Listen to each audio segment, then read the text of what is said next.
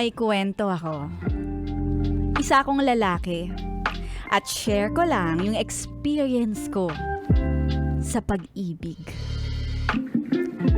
Totoo talaga, may tunay na pagmamahal. At ako, kung titingnan mo ang aking pisikal, normal naman ako. Pero nakatago sa aking mga paa ang aking abnormalities. Kasi 4 lang ang daliri ko sa paa. Sa kanan. Kakapanganak ko pa lang, kapansin-pansin na yung kulang kong daliri sa paa. At yan ang dahilan para medyo maging mailap ako sa bagong makikilala ko. Kaya lumaki ako at meron din akong mga nagugustuhan. May niligawan akong babae na taga-simbahan.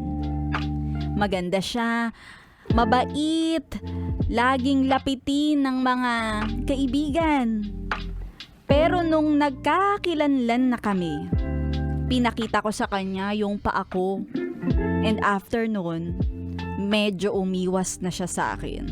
Ay, grabe naman yung si ate girl. Judgmental ka ha, nako. Tapos, nakapagtrabaho na ako.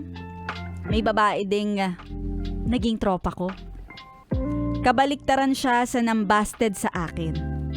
Mukha kasi siyang suplada pero pag nakilala mo ay sobrang bait. Ay, sobrang kalog. Doon naman ako nahulog. Pero nadala na ako dun sa babaeng nambasted sa akin. Kaya quiet na lang ako. Isang gabi, nag-inuman kaming magkakatrabaho. Lasing na lasing itong babaeng tropa ko na gusto ko. At hindi na siya makauwi ng kanilang bahay. Kaya sinamahan ko siya sa Motorola. Nag-check-in kami. Nakatanggal ang sapatos ko. Hindi ko sinasadya na maipakita ko sa kanya yung paa ko. Oh my God!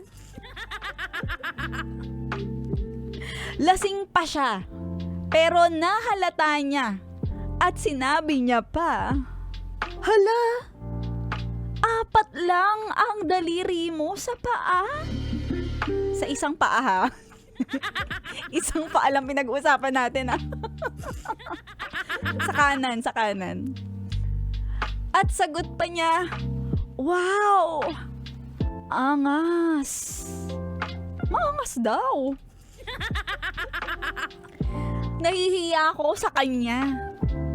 Pero dun mismo, kung saan kami naroroon, sabihin mo na sa Motorola. Ayaw pandiretsahin. Siya pa ang nagtapat sa akin. At sinabi niya, gusto niya ako. Grabe naman talaga. Hinalikan niya pa nga ako. Nung mga panahon na yun, parang may demonyo na bumubulong sa akin. Ang sabi, "Chance mo na yan, boy. Chance mo na." Gusto ko na talaga. Gusto ko na siyang tanggalan ng OOTD. Pero pinigil ko ang sarili ko sa panggigigil. At sinabihan ko na lang siya na, "I love you." Aww. Hinatid ko pa siya sa bahay nila. At sa ngayon, etong babaeng tinanggap ako, asawa ko na ngayon. Oy, sana all! May isang anak na kami at kumpleto naman ang daliri sa paa.